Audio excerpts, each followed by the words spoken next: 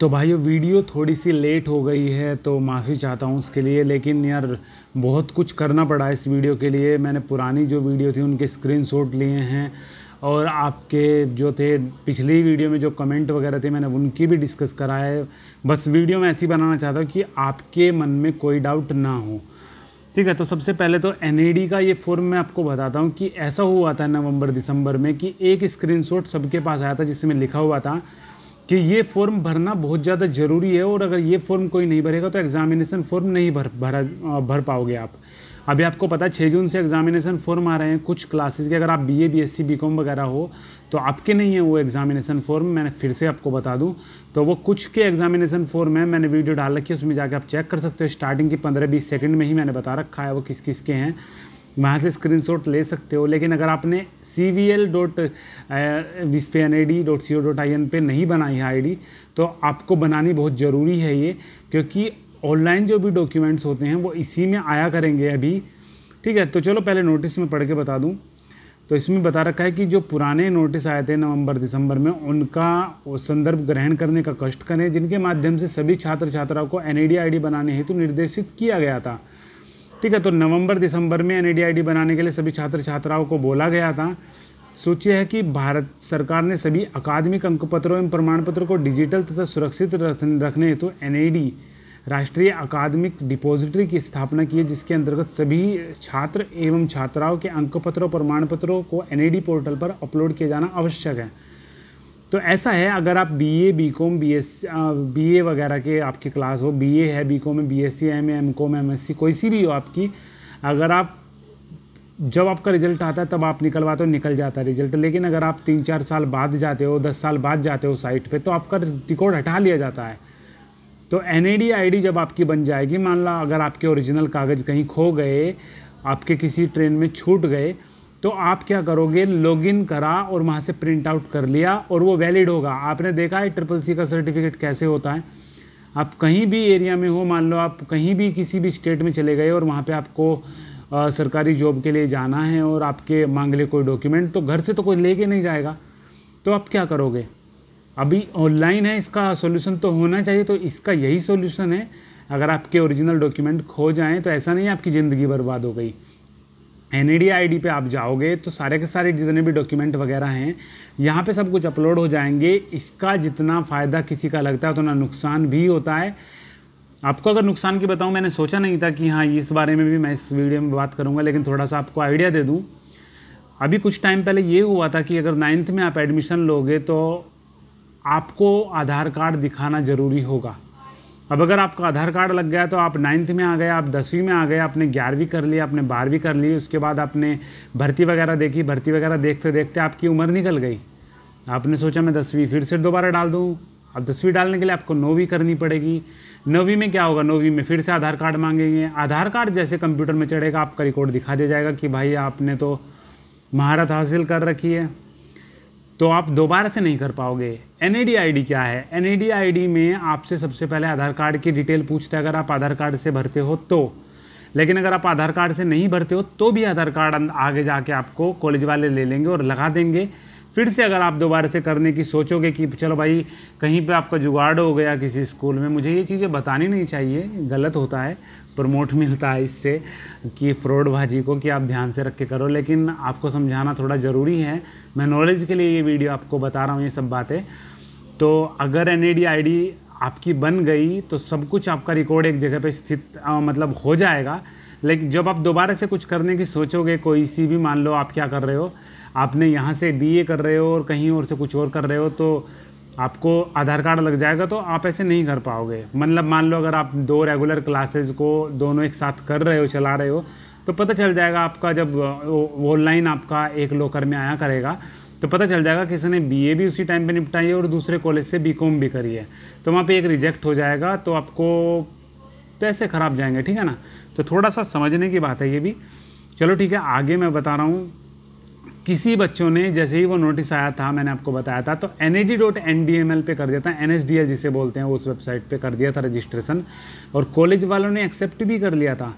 लेकिन 20-25 दिन बाद कॉलेज वालों पे जब नोटिस आ गया, यूनिवर्सिटी ने डाल दिया कि भाई इस पर क्यों ले रहे हो आप ये कॉलेज वाले, आप cvl.nad.co.in वालों के रजिस्ट्रेशन लो, NAD NSDL वालों के क्यों ले रहे हो? तो वहाँ पे फिर से बच्चों को बताया गया कि आप ये सब रिजेक्ट हैं फॉर्म, आप cvl.nad.co.in पे रजिस्ट्रेशन करके हमें दो।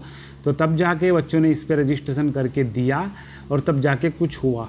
ठीक है, अगर आपको थोड़ा सा और आपको लगता है कि मैंने सही से नहीं समझाया है NAD ID क्या होता है और क्यों बनते हैं, क्यों ये बनवा रहे हैं, आप ऊपर देखो आई बटन आ रहा होगा, और आई बटन अगर आ रहा है तो उस पर जाके आप एक छोटा सी एनिमेशन वीडियो वो देख सकते हो कि क्या है, क्यों है और कैसे है। आप थोड़ा सा और आइडिया आपको लग जाएगा।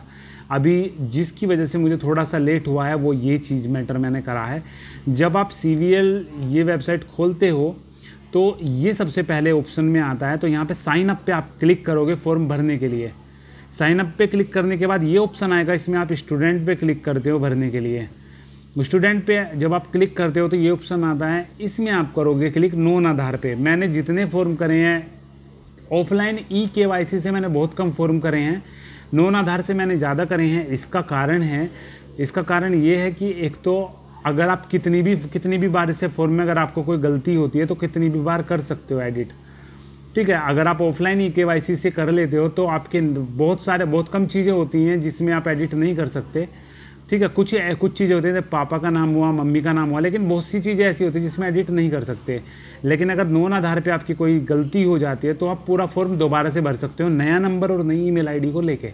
नया नंबर कोई सा भी लगा लो, पापा का अगर आपने यूज कर ले तो मम्मी का नंबर लगा लो। ठीक है, और ईमेल आईडी बनी जाती है 5 मिनट में।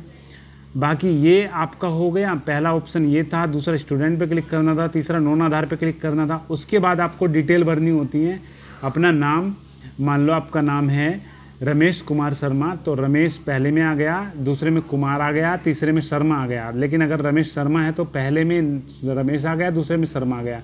मम्मी का नाम ऐसे ही आएगा, डेट ऑफ बर्थ आएगी आपकी, मोबाइल नंबर आएगा, ईमेल आईडी आएगी। ये सब करने के बाद आपको सेंड OTP नीचे ऑप्शन आ रहा है, पहले टिक करोगे आप यहाँ पे। जो ये CVL NAD की टर्म्स हैं इन्हें आप टिक करोगे कि यहाँ आप एग्री करते हो इनसे।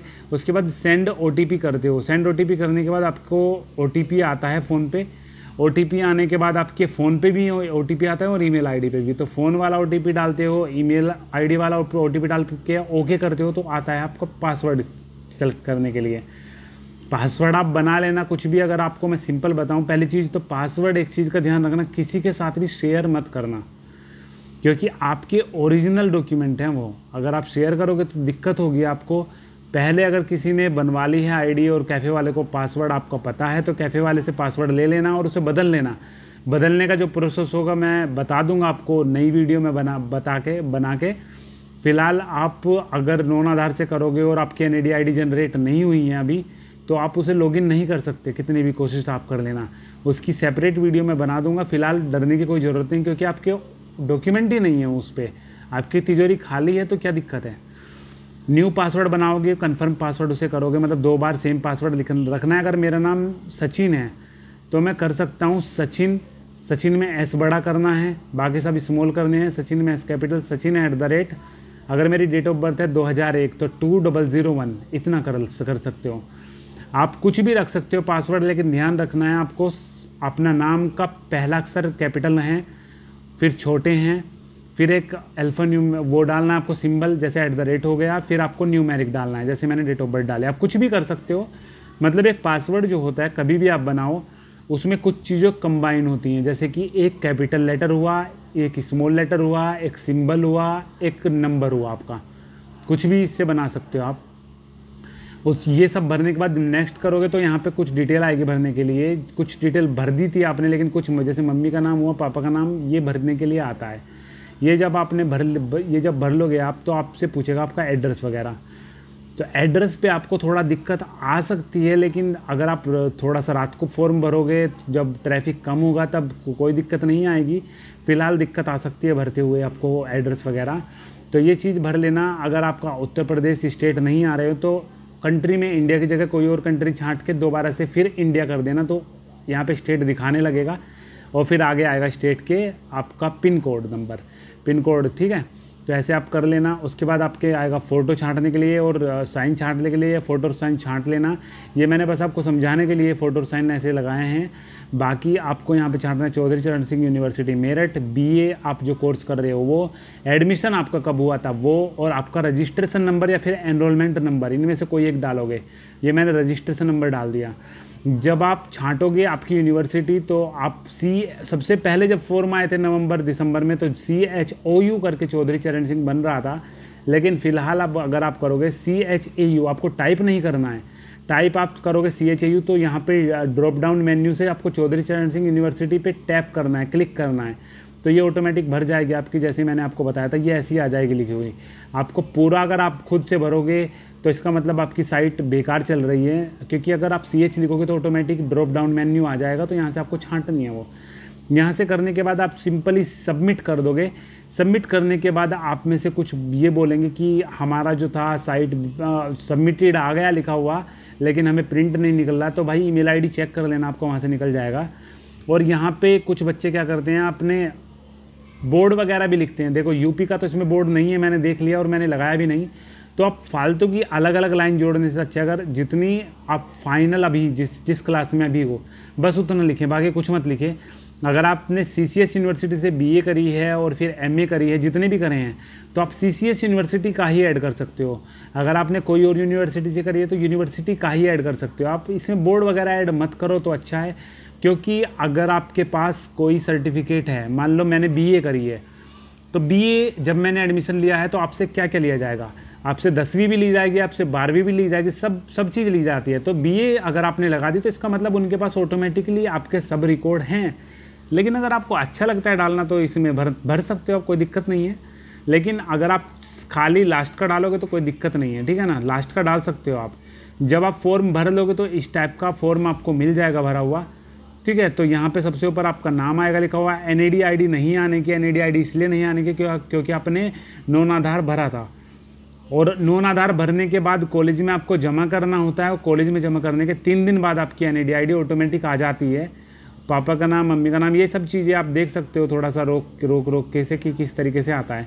ये जो लास्ट का है AI नेम और कॉलेज वगैरह, ठीक है, ये सब चीज़ें जो भी हैं, अगर आप आधार कार्ड से करोगे तो शायद ये कॉलम वहाँ पे नहीं आने का, ये गायब हो जाएगा, ठीक है। इसका मतलब ये नहीं आपने नहीं भरा है, आपका फॉर्म गलत है। फॉर्म सही है आपका, लेकिन वो कॉलेज वालों ने, जितने भी हम फॉर्म भरते हैं ज़रूरी नहीं होता कि कॉलेज जो फॉर्म है उसमें सब कुछ डिटेल भरी हुई हो, ठीक है। अगर आपको एडिट करना है, कुछ भी करेक्शन वगैरह करना है, अगर आपकी NAD ID मिल गई है तो यहाँ पे आप लॉगिन कर सकते हो। अगर NAD ID नहीं मिली है अभी तो लॉगिन नहीं कर पाओगे आप, ठीक है। वही चीज़ें मैंने जो पहले बताई है कि लिमिटेड चीज़ें ही आप इसमें एडिट कर पाओगे, सबकी सब चीज़ें इसमें एडिट नहीं होती हैं, ठीक है। तो सीधी सी बात, अभी मैं क्वेश्चन कुछ लेता हूँ जो आपके दिमाग में अभी भी होंगे, और आप मुझे कमेंट में क्वेश्चन करके ज़रूर मुझे पूछोगे।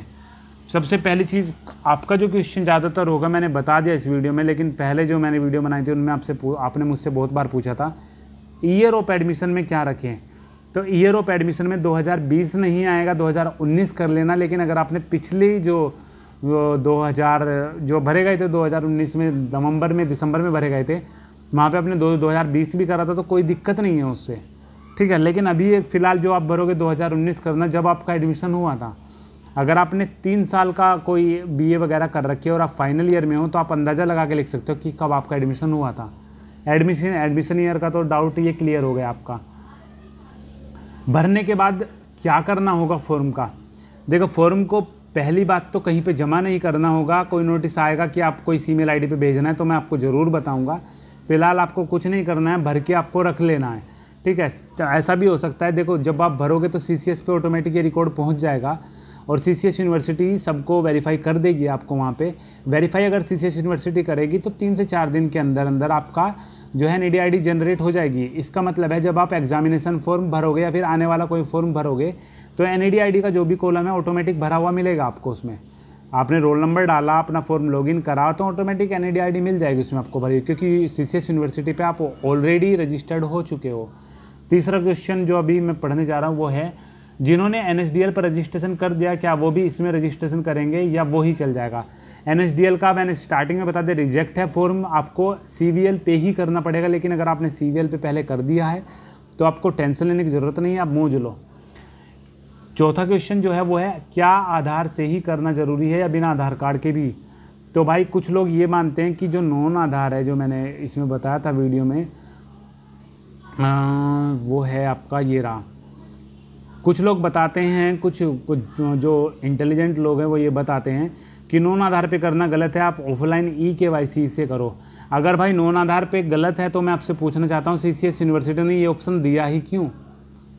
ठीक है, पहला क्वेश्चन मेरा ये हो गया। पहली दूसरी बात ये है, जब आप नॉन आधार से करोगे, डॉक्यूमेंट आपके जमा होंगे फॉर्म के साथ, तो आपका आधार कार्ड भी लेते हैं वो खुद आपका आधार कार्ड चढ़ा देंगे।